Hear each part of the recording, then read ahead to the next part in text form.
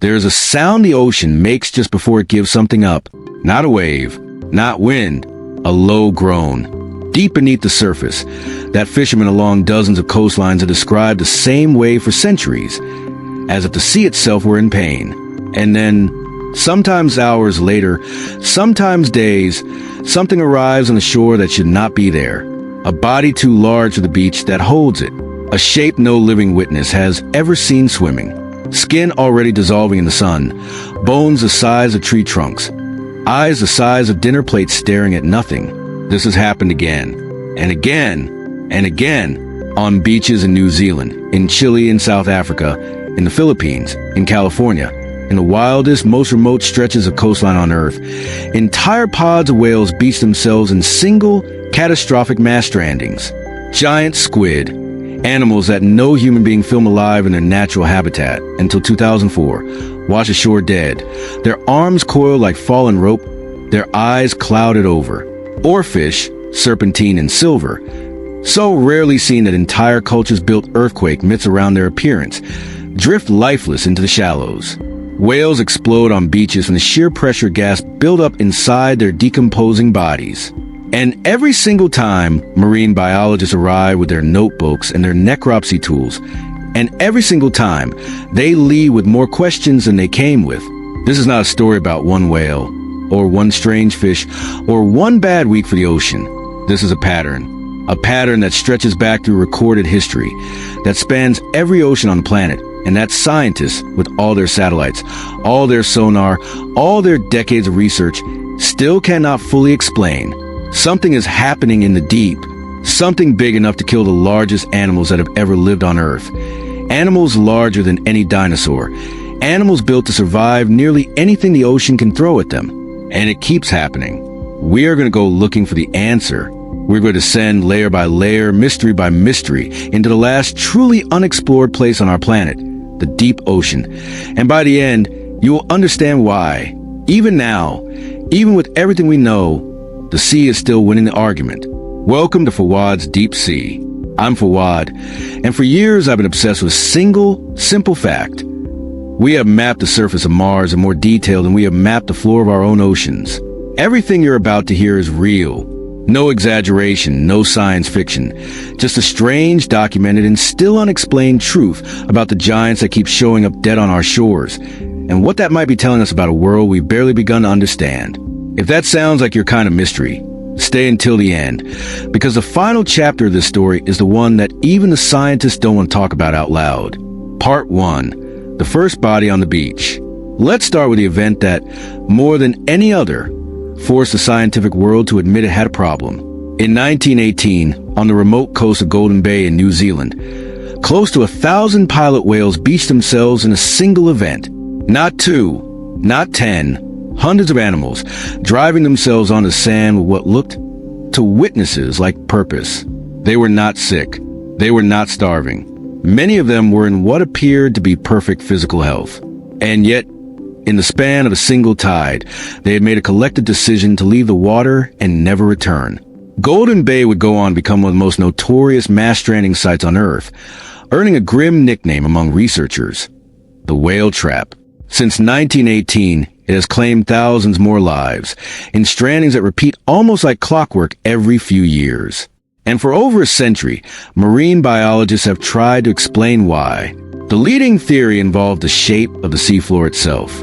Golden Bay has a long, gently sloping underwater beach, the kind that confuses echolocation. The sonar-like clicking system that toothed whales use to see the world in sound.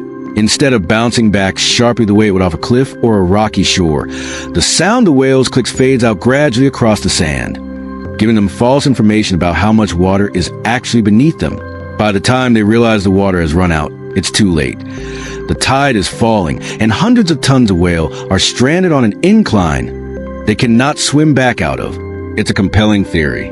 It's also incomplete, because mass strandings happen on coastlines with completely different underwater geography. Steep drop-offs, rocky shelves, areas with no gently sloping sand at all. Golden Bay's shape might explain Golden Bay. It does not explain the dozens of other mass stranding hotspots scattered across the globe, each with wildly different seafloor profiles. each claiming the lives of healthy, strong swimming animals that had navigated those same oceans for their entire lives without incident. And this is where the first real mystery begins to surface. Scientists still don't know why an animal with one of the most sophisticated navigation systems in the natural world, a system so precise it can distinguish objects the width of a human hair from tens of meters away, would suddenly, catastrophically, fail to notice it was swimming toward its own death. Something else is happening. Something the whales are responding to that we cannot detect with our own senses. Part 2. The sound that isn't there. In the year 2000, off the coast of the Bahamas, 17 whales from 4 different species stranded themselves within the same 24-hour window. This was unusual for a simple reason. Different whale species rarely strand together. They travel in different social groups, follow different migratory patterns, and respond to different environmental cues. Four unrelated species to beach themselves on the same coastline, on the same day, suggested something environmental, something affecting the water itself, rather than a single pod's navigational error. The investigation that followed became one of the most important in the history of marine biology, because for the first time, researchers found a piece of hard evidence. United States Navy vessels have been conducting sonar exercises in the area in the days leading up to the stranding, using a technology called mid-frequency active sonar, a system that sends out powerful pulses of sound to detect submarines, pulses that can travel for miles underwater at volumes that, up close, exceed the sound of a jet engine at takeoff. Necropsies on the stranded whales revealed something disturbing, hemorrhaging around the ears and brain, and in several cases, gas bubbles in their tissues similar to what human divers experience with decompression sickness, the bends. It appeared that the sonar wasn't just loud. It was forcing the whales into panicked, rapid changes in depth, causing nitrogen to bubble out of their blood exactly the way it does in a diver who surfaces too quickly. This discovery reshaped how the world understood whale strandings. Naval sonar in certain frequencies and at certain intensities was capable of disorienting, injuring, and in the most extreme cases, killing some of the largest and most resilient animals on the planet, using nothing but sound. It was a genuine breakthrough. But it also complicated the mystery rather than solving it, because sonar exercises don't explain the majority of strandings that happen every year in places with no naval activity at all, no submarines, no exercises, nothing but open, empty ocean. This raises a larger question that still haunts the field today. If sound alone, from a source thousands of miles away, can kill a sperm whale from the inside out, what else might be moving to the water that we simply don't have the instruments to detect? Underwater earthquakes release infrasound frequencies too low for human ears, but well within a whale's hearing range. Shifting magnetic anomalies in the seafloor may scramble the invisible compass that some researchers believe whales use to navigate across thousands of miles of featureless ocean. And volcanic activity along the mid-ocean ridges, the longest mountain range on Earth, one that runs entirely underwater and remains almost completely unmapped, could be sending out signals we haven't even learned to listen for yet. Part 3. The animal that shouldn't have a body to find. Now we descend further, past the whales, into a different kind of mystery altogether, one involving a creature that spent most of human history classified as a myth. For centuries, sailors told stories of the Kraken, a monster with arms thick enough to pull a ship beneath the waves, an eye the size of a cannonball, a body that surfaced only to drag men into the deep. Naturalists dismiss these stories as superstition, embellishments born of fear and rum and long months at sea. And then, throughout the 19th and 20th centuries, something began interrupting that confidence. Bodies, enormous, unmistakable bodies, washing ashore or tangled in fishing nets, arms lined with hundreds of serrated suckers, beaks like something built for tearing rather than eating, in some cases stretching longer than a school bus. The giant squid was real. It had always been real. It simply lived in a part of the ocean so dark, so remote, and so crushingly deep that no human being had ever filmed one alive until a Japanese research team finally captured footage in its natural habitat in 2004, nearly 1,000 meters down, in total darkness, using cameras that took years to design specifically for pressure and the dark. But here is what makes the giant squid stranding so unsettling. They almost never wash up healthy, and they almost never wash up whole. Marks on their bodies frequently suggest violent encounters. Sucker scars from battles with sperm whales, their only known natural predator, an animal that dives to depths of over 2,000 meters specifically to hunt them in total darkness, using nothing but sound to locate a creature that itself has no ears at all. What we know about this relationship is almost entirely inferred from the wreckage it leaves behind, suckering scars on whale skin. Squid beaks recover from whale stomachs, the occasional stranded body bearing wounds from a fight no human has ever witnessed. Scientists still don't know how giant squid reproduce, how long they live, how they hunt in total darkness, or how many actually exist in the ocean at any given time. Every population estimate is, at best, an educated guess extrapolated from strandings and whale stomach contents. We know they are down there. We know they are larger than almost anything else in the deep.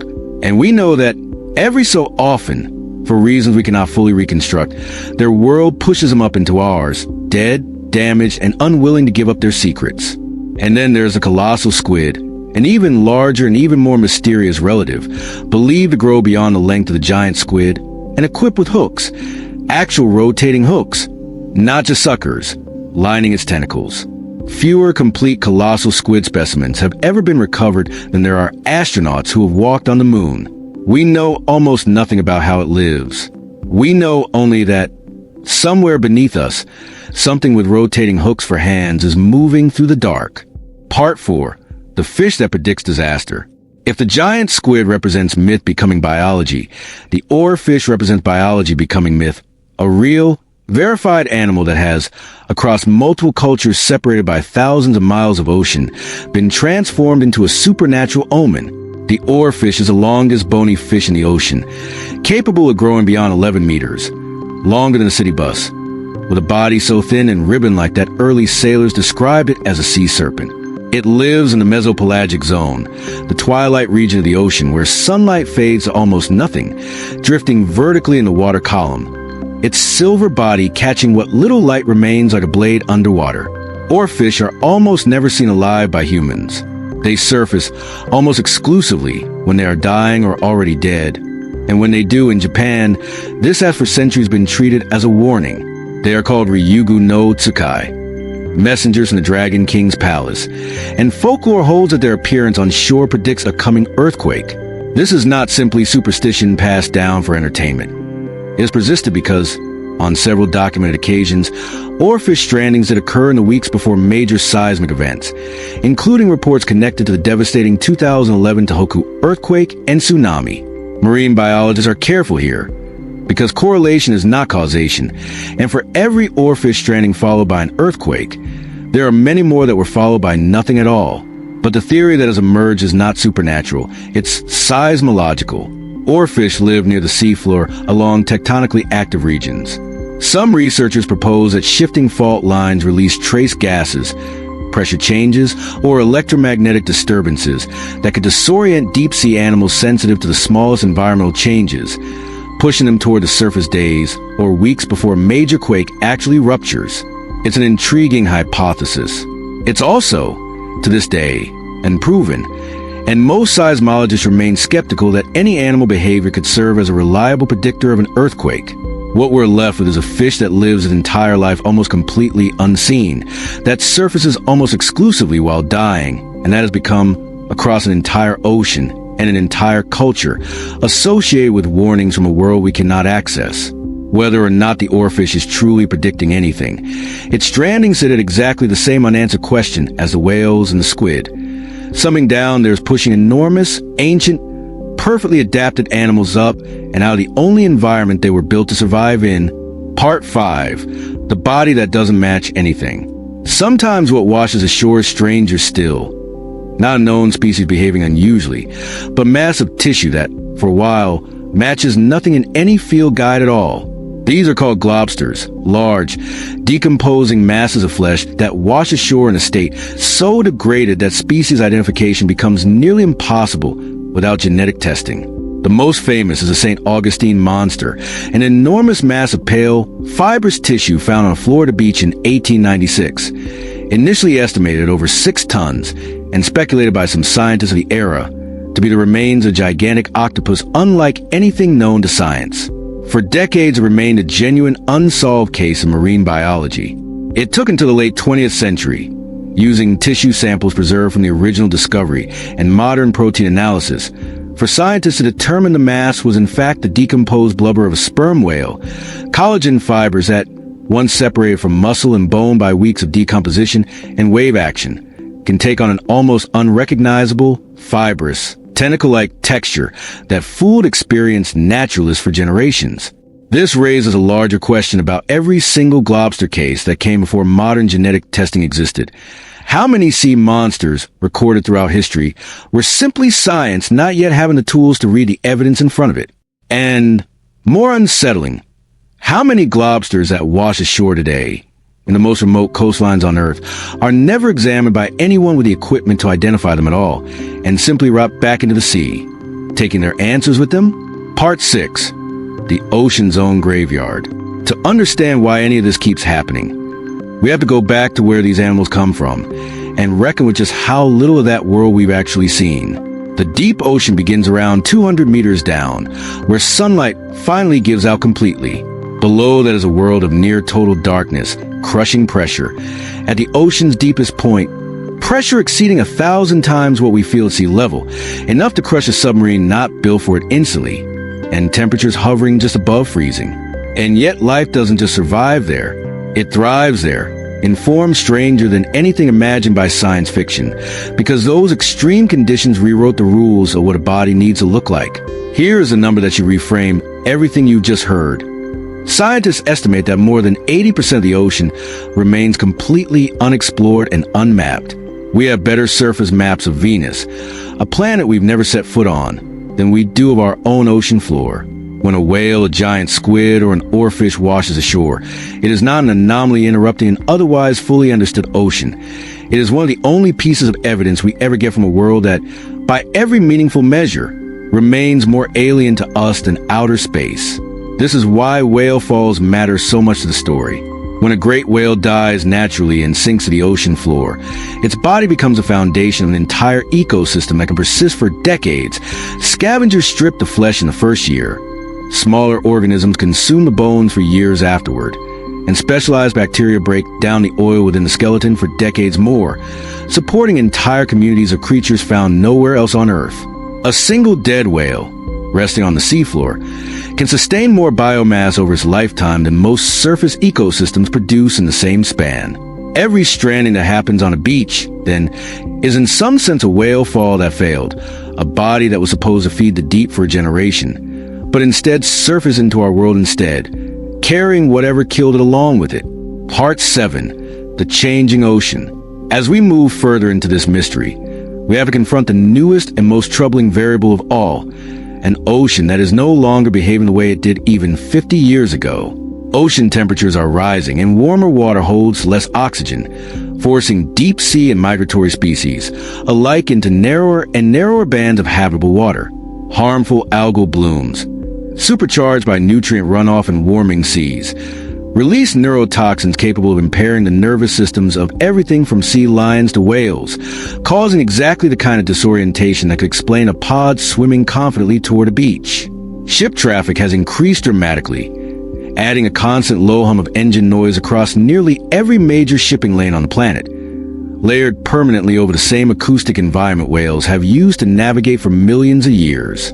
And plastic, microplastic in particular, has been found in the stomachs and tissues of nearly every deep-sea species researchers have examined, at depths once assumed to be pristine and untouched by human activity. What we discovered only deepens a mystery, rather than resolving it, because none of these factors act alone. A whale weakened by algal toxins may be more susceptible to sonar disorientation. A pod navigating through unfamiliar noise pollution may misjudge a coastline has used safely for generations. Scientists increasingly believe that many modern strandings aren't the result of one single cause, but convergence of several smaller stresses, each one survivable alone, compounding into something an animal's body simply cannot withstand. And if that's true, it means the ocean isn't hiding one answer from us.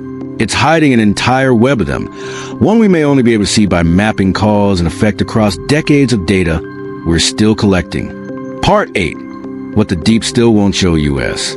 We end, as we began, on a beach, But let's zoom out from it, all the way out until the whale, the squid, the oarfish, the entire coastline disappears into the curve of the Earth.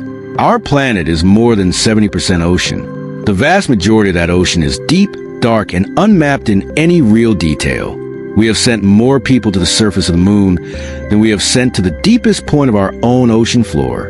Every giant creature that has ever washed ashore, dead and inexplicable, has been a message from that unmapped majority of our world, and every time we have managed to read only a fragment of it. A sonar signature here, a decomposed blubber sample there, a folklore tradition that might or might not be tracking something real in the Earth's crust. Scientists still don't know, with certainty, why mass strandings cluster the way they do. They still don't fully understand giant squid reproduction, lifespan, or population size. They still can't say for certain whether oarfish are sensing something real before earthquakes, or whether centuries of coincidence build a myth too compelling to abandon. And they still don't know how many globster-like mysteries are rotting quietly on coastlines nobody has reached yet, taking whatever they might have taught us back into the sand with them. What we do know is this: the ocean keeps giving these bodies up, not because it wants to be understood, but because something down there, pressure, sound, temperature, chemistry, or some combination we haven't identified yet, occasionally becomes too much even for animals built across millions of years of evolution to survive almost anything else the deep can throw at them. Every time that happens, for a few days, on a stretch of sand somewhere on Earth, the deep ocean hands us a single page torn from a book we have never been allowed to read in full. We are a species that has mapped Mars, split the atom, and sent probes past the edge of our solar system. And yet the largest, strangest, most ancient neighbors we have on this planet still die in ways we cannot fully explain, in a world that begins just a few hundred meters beneath the waves we swim in every summer. The next body that washes ashore might answer one of these questions. It might only deepen it. Either way, somewhere out there right now, in the dark, something enormous is moving that no human being has ever seen alive, and we will not know its story until the ocean decides to tell it. If this pulled you into the mystery of the deep, subscribe to Fawad's Deep Sea for more, and tell me in the comments which unexplained ocean mystery you want unpacked next. The ocean isn't finished talking. We're just finally learning how to listen.